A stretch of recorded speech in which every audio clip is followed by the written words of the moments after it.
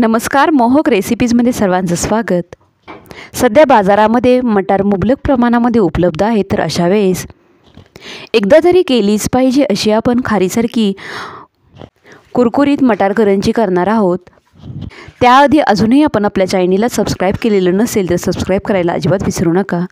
प्रथम त्याला मटारची भाजी करावी लागणार आहे. त्यासाठी इथे 7 ते 8 आल्याचे तुकडे, 2 हिरव्या मिरच्या मिक्सरच्या एका छोट्या भांड्यामध्ये काढून घेऊया.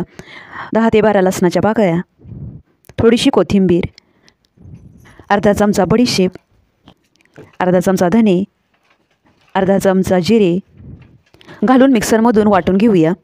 आलं मिरचीचं मिश्रण वाटून झाल्यानंतर त्याच भांड्यामध्ये अर्धी वाटी ओल्या मटारचे कच्चे दाणे इथे घेतलेले आहेत. हे दाणे मिक्सर चालू बंद करून ओबडधोबड वाटून घ्यायचे आहेत. तर अशा प्रकारे इथे थोडेसे जाडेभरडे असे हे दाणे वाटून घेतलेले आहेत. भाजी परतण्यासाठी इथे कढईमध्ये एक छोटासा चमचा भरून तेल घालून घेऊया. खूप जास्तही तेल इथे आपल्याला वापरायचं नाही, थोडंसंच तेल वापरायचं आहे. यामध्ये अर्धा चमचा मोहरी, अर्धा चमचा जिरे घालून मोहरी व जिरे थोडीशी तडतडल्यानंतर यामध्ये आले मिरची व लसणाची पेस्ट घालून घेऊया व मिरचीचा थोडासा मिरचटपणा कमी होईपर्यंत चांगली तळून घेऊया, म्हणजेच परतून घेऊया. यामध्ये चिमूटभर हळद, चिमूटभर हिंग, चवीपुरते मीठ घातल्यानंतर ओबडधोबड मिक्सरमधून वाटून घेतलेले मटारचे दाणे घालून घेऊया.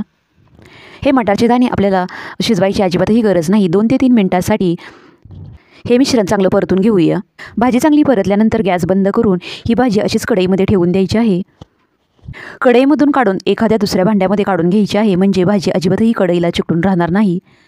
आवरणासाठी आपल्याला कणिक मळून घ्यावी लागणार आहे. त्यासाठी इथे एका ताटामध्ये 1 वाटी मैदा, अर्धी वाटी बारीक रवा घालून घेऊया. इथे तुम्ही नुसता मैदा किंवा नुसता रवा वापरला तरीही चालू शकेल. आता यामध्ये चवीपुरतं मीठ, 1 चमचा ओवा असा हातावरती थोडासा चोळून यामध्ये घालून घेऊया. मोहन म्हणून यामध्ये पोहे खायचा जो चमचा असतो त्या चमच्याने इथे 5 चमचे वितळून घेतलेलं तूप घालून घेऊया. तूप घातल्यानंतर तूप पिठामध्ये चांगलं मिक्स करून घ्यायचं आहे. यामध्ये अजिबातही गुठळ्या होऊ द्यायच्या नाहीत. तूप पिठाला चांगलं चोळून झाल्यानंतर थोड्या पाण्याचा वापर करून कणकेचा एक किंचितसा सैलसर असा गोळा मळून घेऊया. यामध्ये आपण रवा घातलेला असल्यामुळे थोडासा सैलसरच गोळा मळून घ्यायचा आहे, कारण की रवा भिजण्यासाठी थोडेसे जास्ती पाणी लागते. कणिक छान मऊसूद अशी मळून घ्यायची आहे. तर अशा प्रकारे इथे एकदम मऊसूद अशी ही कणिक मळून झालेली आहे व तुम्ही ते पाहू शकता इतपत सैलसर ही कणिक आहे. आता यावरती झाकण ठेवून 15 मिनिटांसाठी बाजूला ठेवून देऊया. 15 ते 20 मिनिट झालेली आहेत व आता ही ती कणिकही चांगली भिजलेली आहे. यापेक्षाही आपल्याला ही कणिक एकदम मऊ लुसलुशीत बनवायची आहे. त्यासाठी इथे किचन ओट्यावरती थोडंसं तेल घालून घेऊया व ही कणिक 5 ते 7 मिनिटांसाठी छान अशी रगडून मळून घ्यायची आहे. तुमच्याकडे जर पाटा असेल तर तुम्ही ही क्रिया पाट्यावरतीही करू शकता. अशा प्रकारे ही कणिक आपटून मळून घेतल्यामुळे मटार पॅटीस एकदम खुसखुशीत असे तयार होतात. अजूनही ही कणिक मला थोडीशी घट्टसर अशी वाटत आहे, म्हणून मी थोड्याशा पाण्याचा शिंतोडा देऊन परत ही कणिक मळून घेत आहे. एकदम मऊ लुसलुशीत अशी ती कणिक तयार झालेली आहे. आता लगेचच पोळ्या लाटायला घेऊया. पोळ्यांना लावण्यासाठी आपल्याला साठा तयार करावा लागणार आहे. त्यासाठी इथे एका वाटीमध्ये 2 चमचे कॉर्नफ्लोअर घालून घेऊया.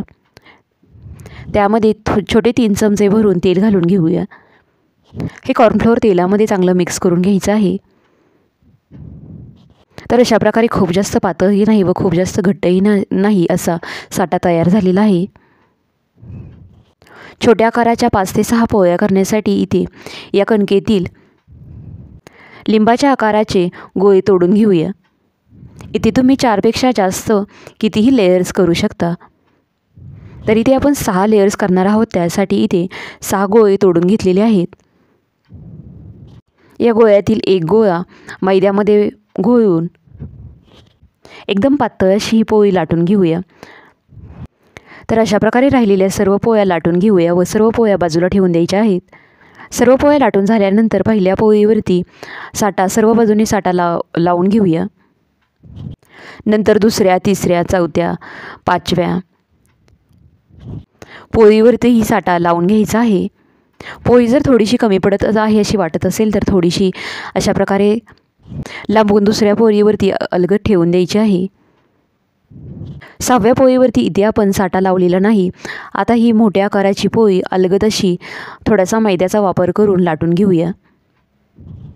पोळी थोडीशी लाटून झाल्यानंतर या 6व्या पोळीवरतीही राहिलेला सर्व साठा लावून घेऊया. साठा लावून झाल्यानंतर पोळी एकदम दाबून दाबून अशी फोल्ड करून घ्यायची आहे. यामध्ये अजिबातही हवा राहणार नाही अशा प्रकारे फोल्ड करून घ्यायची आहे. आता हा तयार झालेला रोल किंचितसा जाड आहे म्हणून थोडासा हाताने असा फिरवून घ्यायचा आहे. नंतर सुरीच्या साहाय्याने याचे छोट्या छोट्या आकारामध्ये गोळे कट करून घ्यायचे आहेत.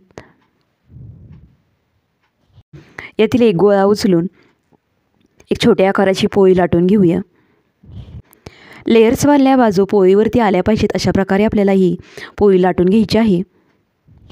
ही पोळी आपल्याला मध्यभागी जास्त न लाटता कडेकडेने लाटून घ्यायची आहे. मध्यभागी पोळी खूप जास्त पातळ केली तर सारण भरल्यानंतर पोळी फाटू शकते व तेलात सोडल्यानंतर सर्वकडे सारण पसरलं जाईल. तर अशा प्रकारे एकदम कडेकडेने ही पोळी लाटून घेतलेली आहे. आता यामध्ये 1 ते 1.5 चमचा भरेल एवढं मटारचं सारण घालून घेऊया. करंजी तेलात सोडल्यानंतर अजिबातही फुटू नये म्हणून थोडंसं असं कडेनं पाणी लावून घ्यायचं आहे व करंजी चांगली फोल्ड करून घ्यायची आहे. सर्व बाजूने ह्या कडा अशा दाबून घेतल्यानंतर या कडा थोड्याशा कट करून घेऊया. इथे तुम्ही फिरकीचाही वापर करू शकता. हे एक्स्ट्राची कडा आपण कट करून घेतलेली आहे ती अशीच बाजूला ठेवून द्यायची आहे. नंतर आपण ती तळून घेणार आहोत. आता थोडीशी डिझाईन म्हणून व करंजी तेलामध्ये सोडल्यानंतर फुटू नये म्हणून अशी फोर्कच्या साहाय्याने याला मार्क्स मारून घेऊया. थोड्याशा करंज्या करून झाल्यानंतर करंज्या तळायला घेऊया. त्यासाठी इथे कढईमधील तेल हलकंसं गरम झालेलं आहे. आता यामध्ये 2 करंज्या सोडून घेऊया. करंज्या एकदम कुरकुरीत व खुसखुशीत होण्यासाठी एकदम मंद आचेवरती आपल्याला दोन्ही बाजूने छान असा गोल्डन ब्राऊन रंग येईपर्यंत तळून घ्यायच्या आहेत. इथे आपल्या करंज्यांना दोन्ही बाजूने छान असा गोल्डन ब्राऊन रंग आलेला आहे. तसेच याला लेयर्सही छान आलेले आहेत. अशा प्रकारे राहिलेल्या सर्व करंज्या तळून घेऊया. तर इथे आपली अप्रतिम चवीची खारीसारखी खुसखुशीत मटार करंजी तयार झालेली आहे. या करंजीच्या या कडा तेलामध्ये छान तळून घेतलेल्या आहेत. व्हिडिओ आवडल्यास व्हिडिओला लाईक करा, शेअर करा. पुन्हा भेटूयात अशाच एका नवीन रेसिपीसह. तोपर्यंत घरी बनवलेले पदार्थ खा आणि स्वस्थ राहा. धन्यवाद.